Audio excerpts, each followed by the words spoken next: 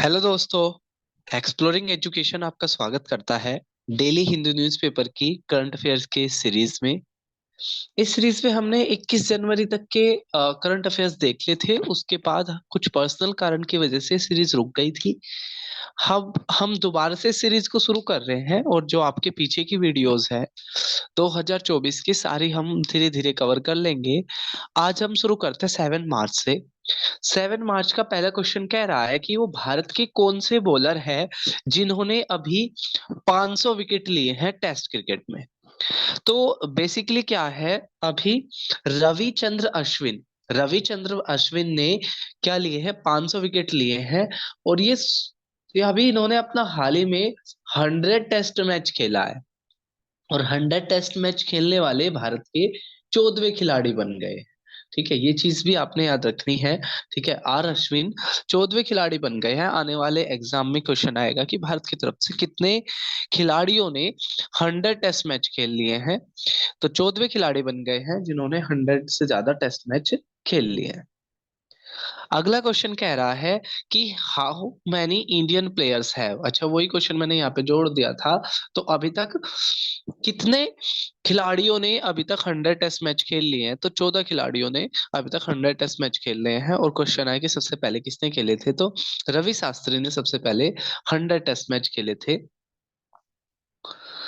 Next अगर हम question की बात करें तो वो ये कह रहा है अभी 45th IAA golden compass award मिला है। और अभी आईएए की मीटिंग हुई थी पेंगांग मलेशिया में। और क्वेश्चन है कि ये अवार्ड किसको मिला है। ठीक है, तो 45th IAA golden compass award से सम्मानित किया गया है किसको, आर के स्वामी को। इस क्वेश्चन से आपने दो चीज याद रखनी है।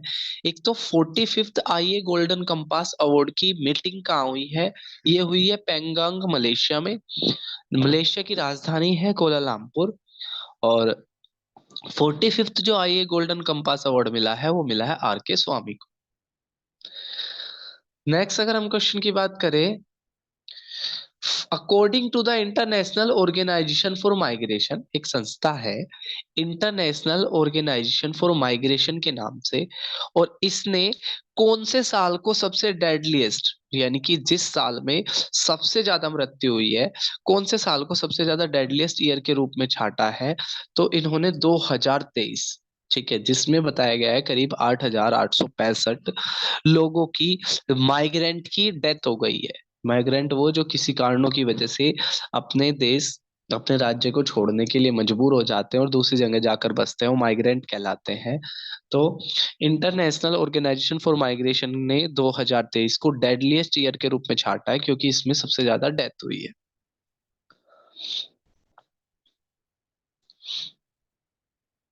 अगला कह रहा है कि अब की बार कितने पर्सनैलिटीज को संगीत नाटक अकेडमी अवार्ड मिला है। एक तो संगीत नाटक अकेडमी अवार्ड प्रेसिडेंट देते हैं। और अब की बार क्वेश्चन है कि कितनों को दिया गया है। ठीक है, तो 7 पर्सनैलिटीज को दिया है, उनमें से बॉम्बे जयश्री भी इसमें से एक है जिनकी डेथ भी हो गई थी। ठीक है, वो अपने याद रखना है। नेक्स्ट है, बहुत ही अच्छा क्वेश्चन है। अभी क्या है, अपने भारत के ईस्ट साइड पर 572 आइलैंड का एक ग्रुप है जिसको अंडमान एंड निकोबार कहते हैं। अंडमान को निकोबार से 10 डिग्री चैनल सेपरेट करता है। और जो इनका जो ओरिजिन है ना, ये कोरल रीफ है। अब सॉरी, ये ना वोल्केनिक आइलैंड है। और जो भारत के वेस्ट में है लक्षद्वीप, वो कोरल आइलैंड है। तो अभी क्या है, अंडमान निकोबार में हमने अपनी दूसरी नेवल शिप को इंडक्ट किया है। पहले एक नेवल शिप हम ऑलरेडी इंडक्ट कर चुके थे।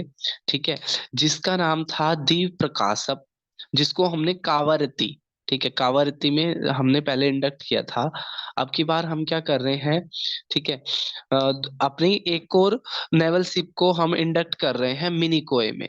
ठीक है, मिनिकोय में अब की बार हम एक और नेवल शिप को इंडक्ट कर रहे हैं। क्वेश्चन कह रहा है उस नेवल शिप का नाम क्या है, तो उस नेवल शिप का नाम है आईएनएस जटायु। बहुत ही अच्छा क्वेश्चन है आने वाले एग्जाम के लिए कि ऐसे पूछ लेंगे आईएनएस जटाऊ कहाँ इंडक्ट की गई है, तो मिनिकोय आइलैंड में किया गया है और द्वीप प्रकाशप कावरती में किया गया है। और जो यहाँ पर एक और नाम है आईएनएस सी होक, और आईएनएस सी होक को अभी इंडक्ट किया गया है कोची में।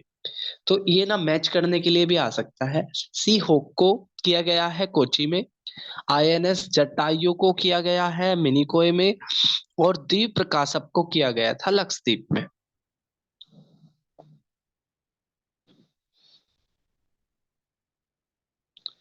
इसके बाद हम नेक्स्ट क्वेश्चन की तरफ बढ़ते हैं। तो नेक्स्ट क्वेश्चन कह रहा है कि प्राइम मिनिस्टर ने अभी क्या किया, पहली under water metro line tunnel को इनॉग्रेट किया है, और क्वेश्चन पूछ रहा है कहां पर। तो पीएम नरेंद्र मोदी जी ने भारत की पहली under water metro line tunnel को इनॉग्रेट किया है कोलकाता के अंदर। और मैं आपको बता दूं, भारत में सबसे पहली जो मेट्रो चली थी वो भी कोलकाता में ही चली थी।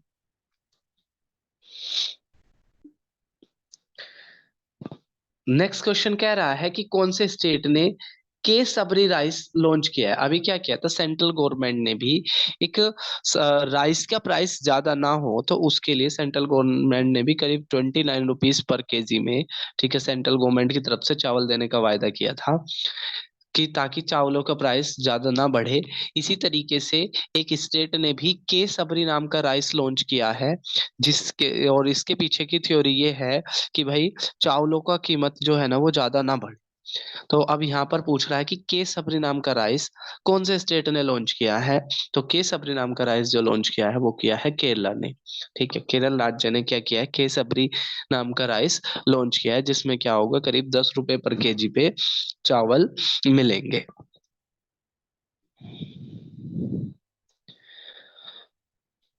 नेक्स्ट है ई किसान उपज निधि। देखो, ई किसान उपज निधि लॉन्च करी है, जिसके तहत क्या है कि एक प्लेटफॉर्म प्रोवाइड किया जाएगा किसानों को, और वो क्या कर सकते हैं, अपने स्टोरेज, अपने प्रोडक्ट को वहां पर कुछ समय के लिए रख सकते हैं, जिसके लिए उनको थोड़ा सा चार्ज भी देना पड़ेगा। और इसको लॉन्च किया है मिनिस्ट्री ऑफ कंज्यूमर अफेयर्स ने। 10th क्वेश्चन आपको कंफ्यूज कर सकता है, who launch methane satellite. Methane set नाम की मिसाइल को किसने लॉन्च किया है। ठीक है, मीथेन सेट नाम की मिसाइल को किसने लॉन्च किया है। ठीक है, तो गूगल ने लॉन्च किया है। आपको कंफ्यूजिंग थोड़ा सा हो सकता है। मीथेन जो एक ग्रीन हाउस गैस है, ग्रीन हाउस गैस उनको बोलते हैं जो पृथ्वी की पृथ्वी से जो हीट रिलीज होती है उसको यहीं पर ट्रैप कर लेते हैं, जिसकी वजह से पृथ्वी का तापमान बढ़ जाता है। उसको क्या बोलते हैं, ग्रीन हाउस गैस बोलते हैं। तो मीथेन सेट नाम की जो मिसाइल है उसको लॉन्च किया है गूगल ने। ठीक है, ये चीज आपने याद रखनी है, गूगल ने मीथेन सेट नाम की मिसाइल को लॉन्च किया है। अगला कह रहा है अदिति स्कीम, जो है promotion of innovation in defence and technology. Defence और टेक्नोलॉजी में इनोवेशन के लिए एक स्कीम लॉन्च करी है, स्कीम का नाम है अदिति। और क्वेश्चन ये कह रहा है, ये अदिति नाम की जो स्कीम है ये किसने लॉन्च करी है। तो डिफेंस से जुड़ी हुई चीजें हैं, तो भारत के डिफेंस मिनिस्टर ने इसको लॉन्च किया है। और इसमें ये है कि भाई सरकार क्या प्रोवाइड कराएगी, सरकार एक प्लेटफॉर्म प्रोवाइड कराएगी ताकि प्राइवेट सेक्टर भी डिफेंस में अपना इन्वेस्टमेंट कर सके, अपने पैसे लगा सके।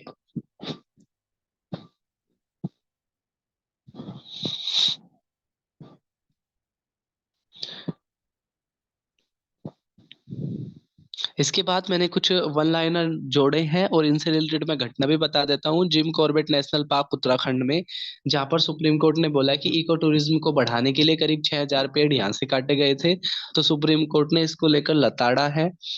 तो वहां से मैंने बनाया है Jim Corbett national park Uttarakhand, जो भारत का पहला नेशनल पार्क भी था, 1936 में इस्टेब्लिश किया गया था, और इसका नाम हेम्बले नेशनल पार्क हुआ करता था।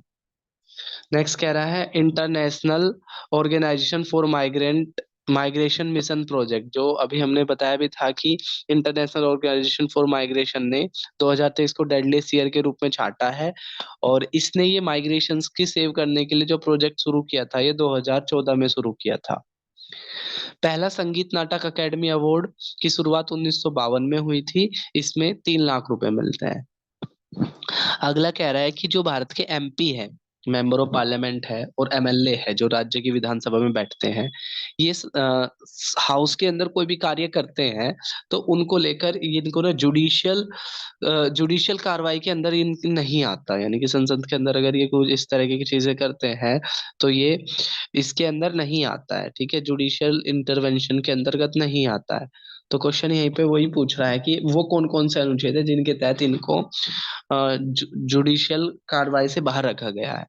तो एमपी के लिए तो है ये आर्टिकल 105 का क्लॉज 2, और एमएलए के लिए है एक आर्टिकल 194 194 का क्लॉज 2। अगला कह रहा है सबसे ज्यादा टाइगर डेंसिटी किस में है, तो सबसे ज्यादा टाइगर डेंसिटी है जिम कॉर्बेट नेशनल पार्क में। और कई बार क्वेश्चन आता है कि कौन सी नदी को जिम कॉर्बेट नेशनल पार्क की लाइफलाइन माना जाता है, तो जो रामगंगा नदी है, ठीक है, रामगंगा नदी को क्या माना जाता है, जिम कॉर्बेट नेशनल पार्क की लाइफलाइन माना जाता है।